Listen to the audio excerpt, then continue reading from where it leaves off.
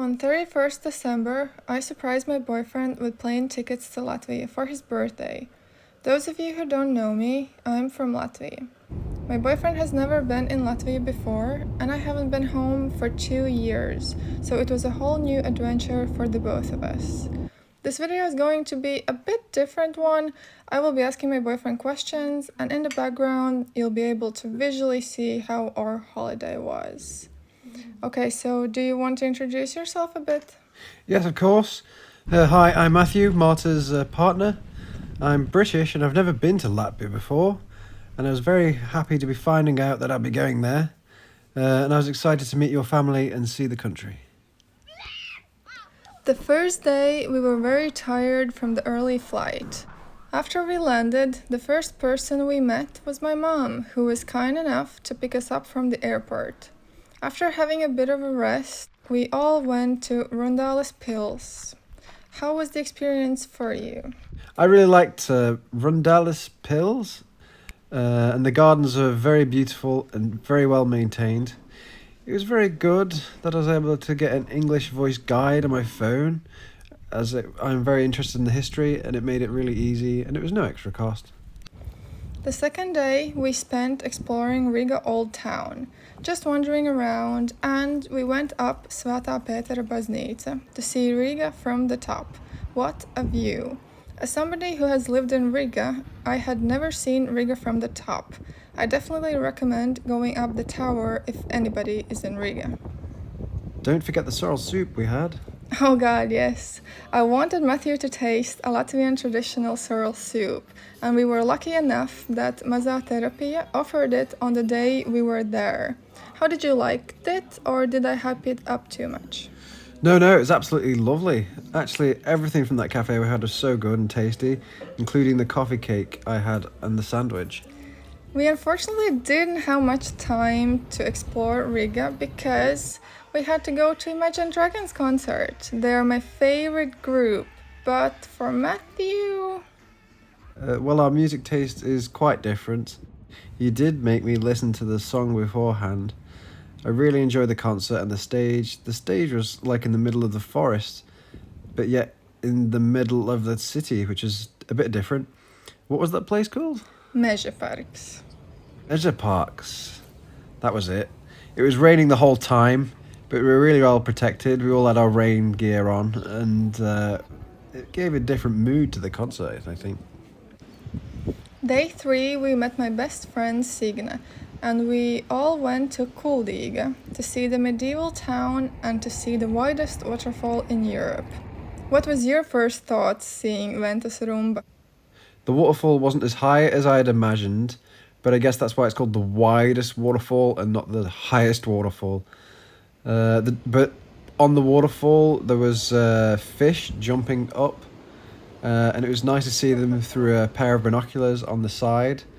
Can we talk about eating lilacs? That was a bit different. Yes, I told you before that in Latvia we do eat 5-petaled lilacs for luck. Wasn't it tasty? How does it taste? Yeah, great. Fantastic. Anyways, after that it was time to surprise Matthew with the Airbnb I booked for 3 days.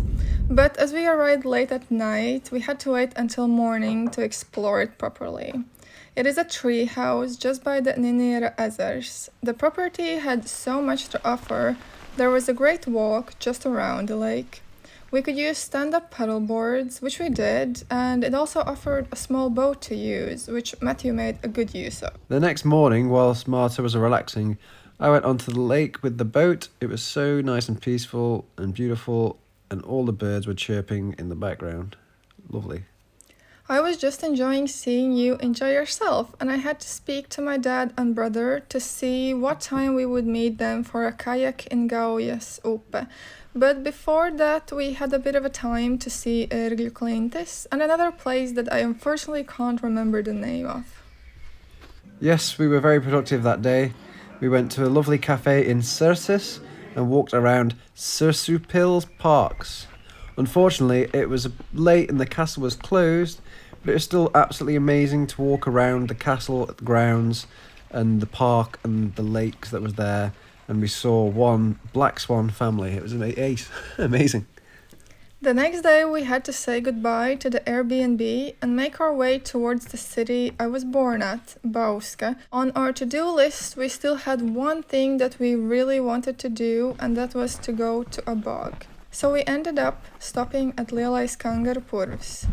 You were very excited to see a Latvian bog, weren't you? I was excited to see a kangaroo, because by the sound of the name, it sounded a bit like there'd be a kangaroo there. But we didn't see any kangaroos. But yes, it was amazing. It was really nice to visit the bog.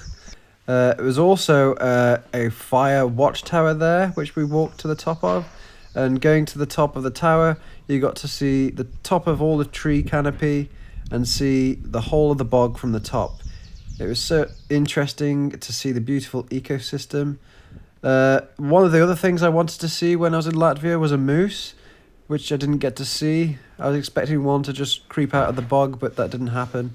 Instead, that didn't happen.